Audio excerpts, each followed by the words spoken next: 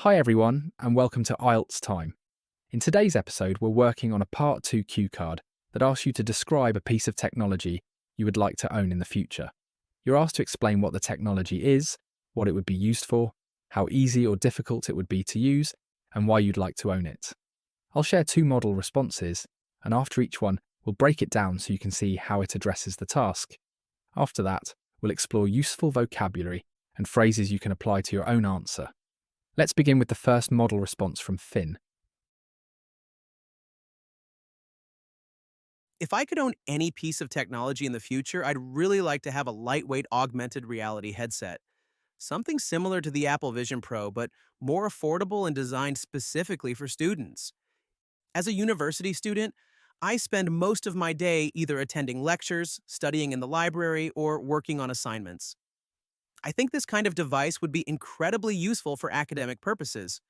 For example, instead of staring at a laptop screen for hours, I could project multiple virtual screens in front of me while researching or writing essays. It would also be amazing for interactive learning. Imagine being able to view 3D models during science or engineering lectures, or virtually walk through historical landmarks in a history class. In terms of usability, I think it might be slightly challenging at first. New technology always takes time to get used to, especially something immersive like augmented reality. However, since most people my age are already comfortable with smartphones, tablets, and laptops, I don't think the learning curve would be too steep. Once I got familiar with the controls and gestures, it would probably feel quite intuitive. The main reason I'd want to own it is productivity. University life can be overwhelming, and staying organized is a constant struggle. If this device could help me manage my schedule, visualize complex concepts, and reduce distractions, it would make studying more efficient and maybe even more enjoyable. On top of that, I think it would make learning feel more engaging rather than repetitive or tiring. So, overall, I wouldn't want it just because it's trendy or futuristic, but because it could genuinely support my academic goals and make student life a bit easier. That was a strong response. Now let's break it down clearly according to the cue card so you can see how it's structured. The technology Finn would like to own is a lightweight augmented reality headset, essentially a wearable device that projects digital information into his real-world environment. He explains that he would mainly use it for academic purposes. As a university student, he often has to manage multiple assignments, research papers, and deadlines at the same time. With this headset, he could display virtual screens in front of him, organise notes more efficiently, and access study materials without constantly switching between physical devices. He also mentions multitasking, such as attending virtual lectures, while reviewing notes simultaneously, which would make his study sessions more efficient and interactive. In terms of difficulty, he believes the device would be relatively easy to use. Since many modern devices rely on gesture control and voice commands, he assumes the system would feel intuitive after a short adjustment period. However, he acknowledges that there might be a brief learning curve at the beginning while getting used to the interface and navigation system. He wants to own this technology primarily because it would enhance his productivity and help him stay organised. More importantly, it would make learning more engaging and immersive rather than passive. Instead of simply reading from a laptop screen, he would be interacting with information in a more dynamic way. Overall, he sees it as a practical tool that could significantly improve his academic performance and daily routine.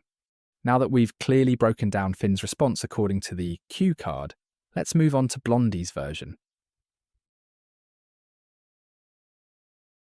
If I had to choose a piece of technology I'd like to own in the future, it would probably be a fully autonomous electric car, something like a next-generation self-driving vehicle. What really appeals to me is the idea that the car could drive entirely on its own without me having to focus on the road. I'd mainly use it for commuting to work, visiting my family in other cities, and maybe even for road trips with friends. I spend a lot of time driving every week, and honestly, traffic can be exhausting. So being able to relax, read, or even get some work done while the car handles everything would be a huge upgrade to my daily routine. In terms of difficulty, I imagine it would be quite easy to use. From what I've seen with companies like Tesla, The interface is becoming more user-friendly every year. I assume you just enter your destination, confirm a few safety settings, and the system would take care of the rest. Of course, there might be a learning curve at the beginning, especially when it comes to trusting the technology, but overall, I think it would be pretty straightforward. The main reason I'd want to own it is convenience and safety. Human error causes most traffic accidents, so theoretically, autonomous driving could reduce that risk. On top of that, it would give me back valuable time. As a young professional, trying to balance work, personal goals, and social life, having extra time during my commute would make a noticeable difference. It's not just about owning something futuristic, it's more about improving my quality of life in a practical way. So for me, a fully autonomous car isn't just impressive technology, it's something that could genuinely make everyday life smoother and less stressful. That was Blondie's response. Now let's go through it point by point. Blondie describes the technology as a next-generation self-driving electric vehicle, designed to function autonomously without the need for active control throughout the journey. She would use it for her daily commute, as well as longer trips to visit family or travel with friends. Because traffic can be exhausting, she would use that commuting time more productively. For example, catching up on reading or completing small tasks instead of concentrating on driving. Regarding ease of use, she believes the system would be intuitive and designed to be user-friendly. Although she expects it to be mostly straightforward, she mentions that building trust in the automated system might take a little time at the beginning. She would like to own this technology because it could significantly reduce stress and improve safety by minimizing human error. In addition, it would allow her to reclaim valuable time and increase daily efficiency, which would ultimately enhance her quality of life.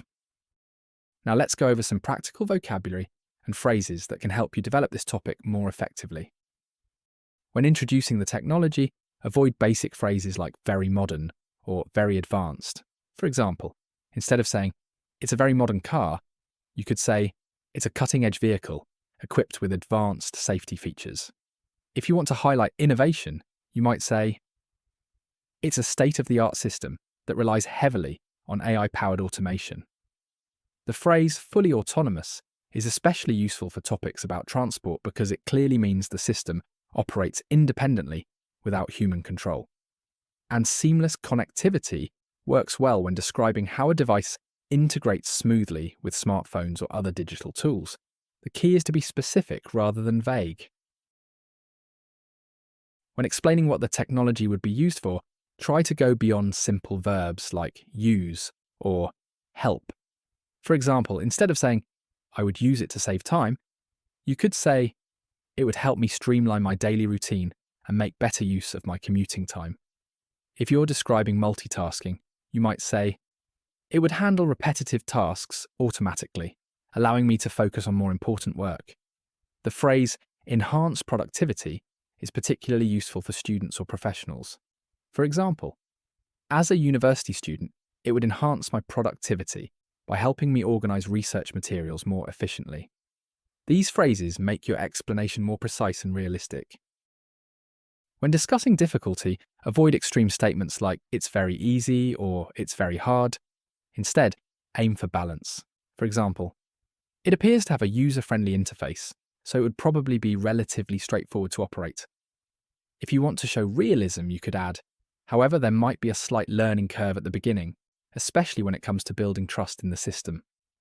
The phrase intuitive design suggests that something is easy to understand without detailed instructions, and complex but manageable is useful when you want to acknowledge difficulty without making it sound overwhelming.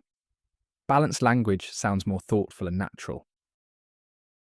The final part of the cue card is about explaining why you want the technology. This is where personal connection matters.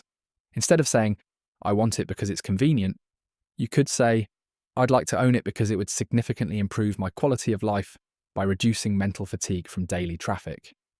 If you're talking about safety, you might say, by minimizing human error, it could potentially lower the risk of accidents. If time is your main reason, you could explain, it would allow me to reclaim valuable time that I currently lose during long commutes.